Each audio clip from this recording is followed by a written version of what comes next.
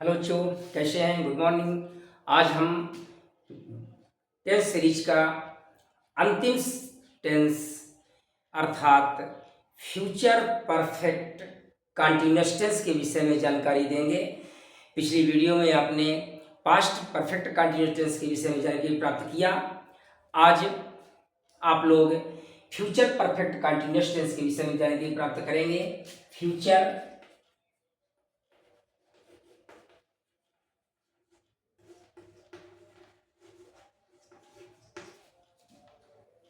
Perfect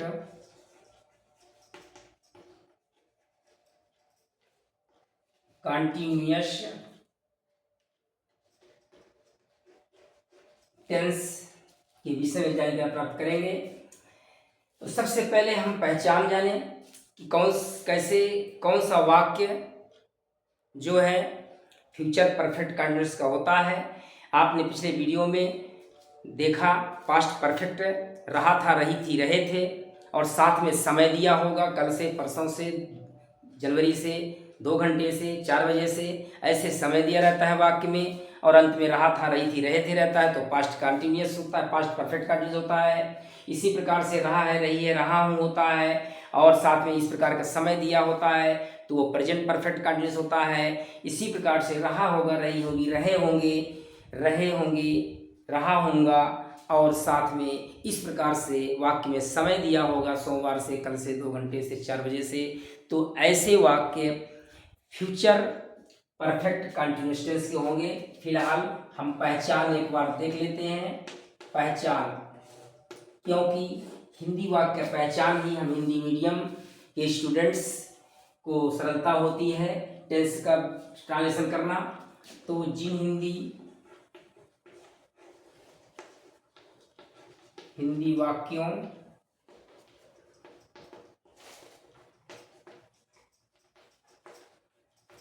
अंत में रहा होगा, रही होगी,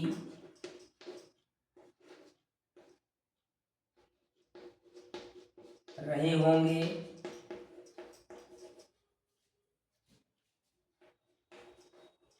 रहा होऊंगा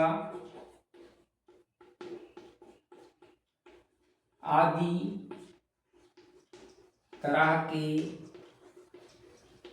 शब्द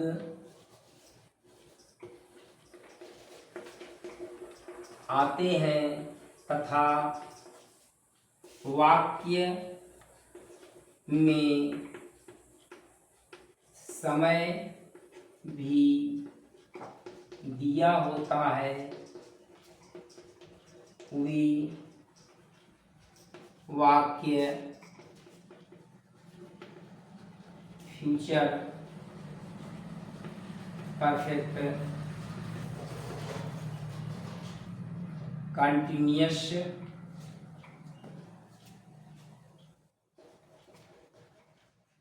टेंस के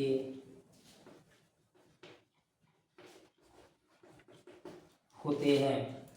तो जिन हिंदी वाक्यों के अंत में रहा होगा, रही होगी, रहे होंगे, रहा होगा के साथ साथ वाक्य में समय भी दिया होता है, समय वही कल से, सोमवार से, 2 घंटे से, सन 2015 से, जनवरी से, 5 बजे से इत्यादि इस प्रकार के समय दिए होते हैं तो वे वाक्य फ्यूचर परफेक्ट कंटिन्यूअस टेंस के होते हैं। तो ये हुआ पहचान। अब हम इसका ट्रांसलेशन करने के रूल्स देखेंगे, नियम देखेंगे। जैसा कि आपने पिछले 2 वीडियो में प्रेजेंट परफेक्ट कंटिन्यूअस और पास्ट परफेक्ट कंटिन्यूअस टेंस में नियम देखा, नियम वही है, बदलता है सिर्फ हेल्पिंग वर्ब। जैसा प्रेजेंट परफेक्ट कंटिन्यूअस में has, have, been, past perfect continuous में हैड बीन, उसी प्रकार से फ्यूचर परफेक्ट कंटिन्यूअस में विल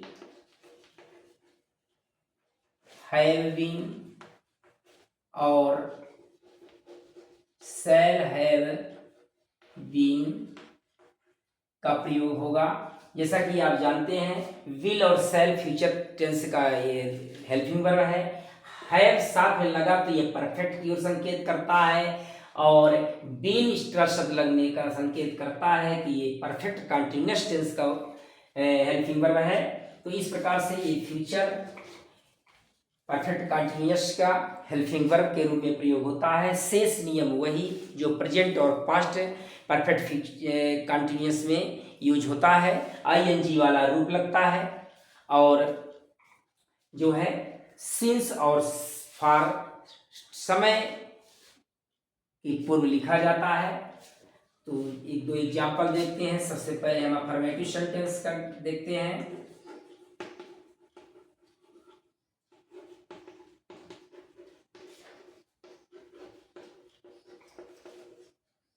अफर्मेटिव सेंटेंस, सबसे पहले हम अफर्मेटिव सेंटेंस के कुछ एग्जाम्पल लेकर के समझते हैं। ये विल और will have been, shall have been, ये हेल्पिंग वर्ब है। तो अफर्मेटिव में एक एग्जाम्पल लेते हैं। वह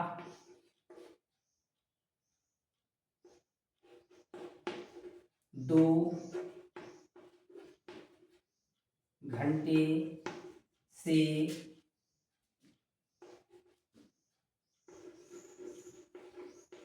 खाना खा रहा होगा। वह 2 घंटे से खाना खा रहा होगा। 2 घंटे से खा रहा होगा, ये बता रहा है कि फ्यूचर परफेक्ट कंटिन्यूअस टेंस का है। इसमें सब्जेक्ट ही है, ही के साथ विल हैव का प्रयोग होगा। ध्यान दीजिए, विल और शैल का किस सब्जेक्ट के साथ प्रयोग होता है ये आपने फ्यूचर एंड डेफिनेट में ही सीखा था। वही नियम है विल और शैल लगाने का, कि आई और वी के साथ शैल, से सभी के साथ विल का प्रयोग होता है। तो यहाँ हम ट्रांसलेशन करके देखेंगे। वह 2 घंटे से खाना खा रहा होगा। He will have been, he will have been eating, he will have been eating the food for, यहाँ 2 घंटे है इसलिए फॉर आएगा, for 2 hours. He will have been eating the food for 2 hours. वह 2 घंटे से खाना खा रहा होगा। He will have been eating the food for 2 hours. अब हम एक एग्जाम्पल और लेते हैं।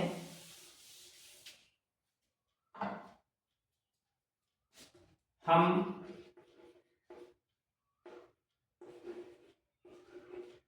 कल से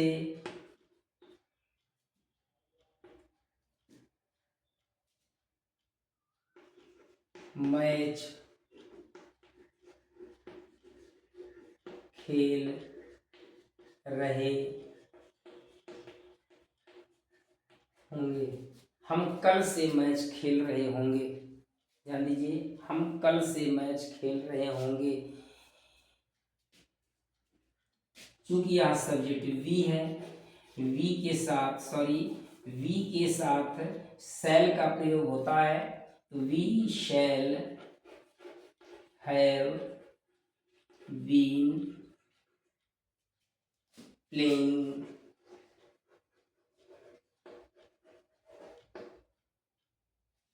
the match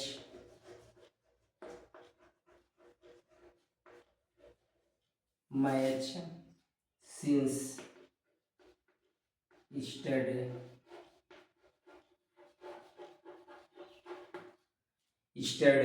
We shall have been playing the match since yesterday.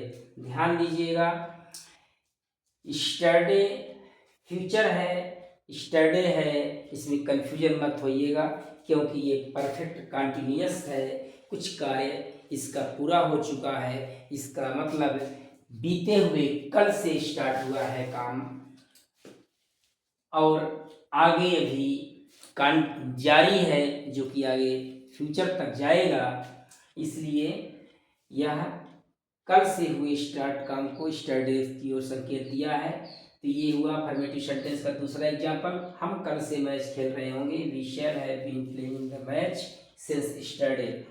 अब हम निगेटिव सेंटेंस के विषय में जानकारी प्राप्त करेंगे। निगेटिव सेंटेंस,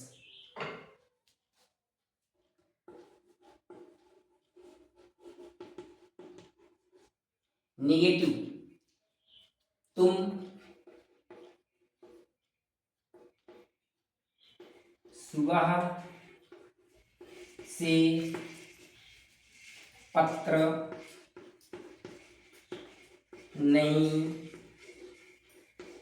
लिख रहे होगे।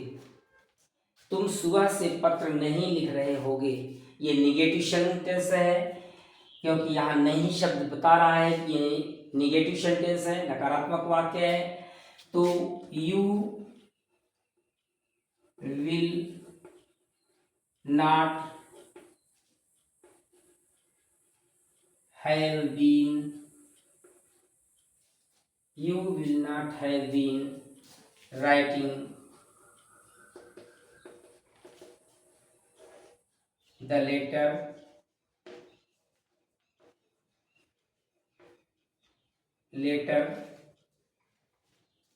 since morning।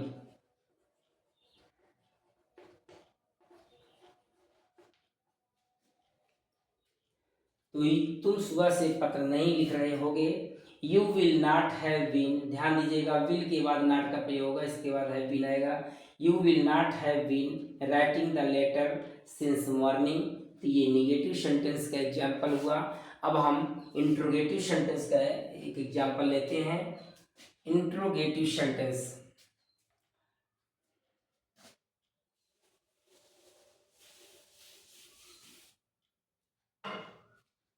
इंट्रोगेटिव सेंटेंस,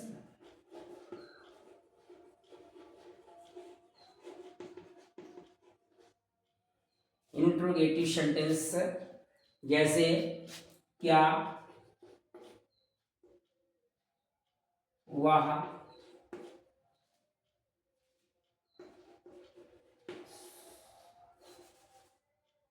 क्या वह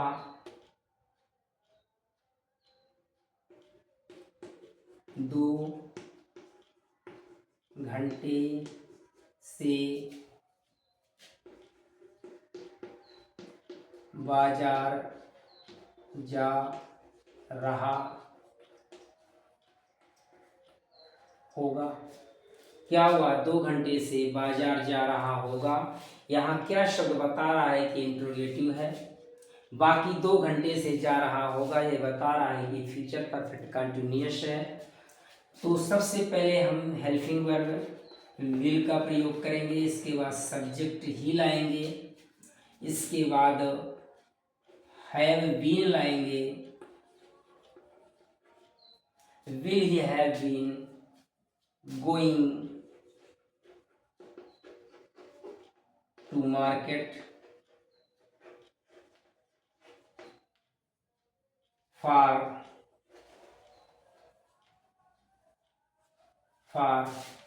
2 hours।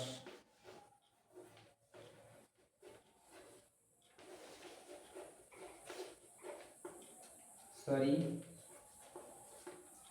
क्या हुआ, 2 घंटे से बाजार जा रहा होगा। Will he have been going to market for 2 hours। तो ये हुआ फ्यूचर परफेक्ट कंटिन्यूअस टेंस। इसी प्रकार से इंट्रोगेटिव का दूसरे टाइप वाला सेंटेंस का भी एग्जाम्पल होगा, जो कि पिछले वीडियो में पास्ट परफेक्ट में, प्रेजेंट परफेक्ट कंटिन्यूअस में आपको बताया गया। नियम वही है, यदि क्या कौन कब वाक्य के मध्य में है तो बाकी नियम क्रम यही रहेगा। वो जो क्या कौन कब है उसकी अंग्रेजी इसके भी पहले आ जाएगा, यही नियम है, सत्य नियम यही है। तो इसलिए मैं उसे यहाँ पर नहीं बताना चाह रहा हूँ। तो आशा करता हूँ आपको ये फ्यूचर परफेक्ट कंटिन्यूअस टेंस के विषय में भी जानकारी प्राप्त हुई है। और इस प्रकार से 12 प्रकार के टेंस आज कंप्लीट हुए। अब अगली वीडियो, नेक्स्ट वीडियोज में हम ग्रामर से संबंधित कुछ और ऐसी चीज़ें लाएंगे जो आपके लिए लाभदायक होगा और ग्रामर के अन्य चीज़ों को सीखने में मददगार होगा।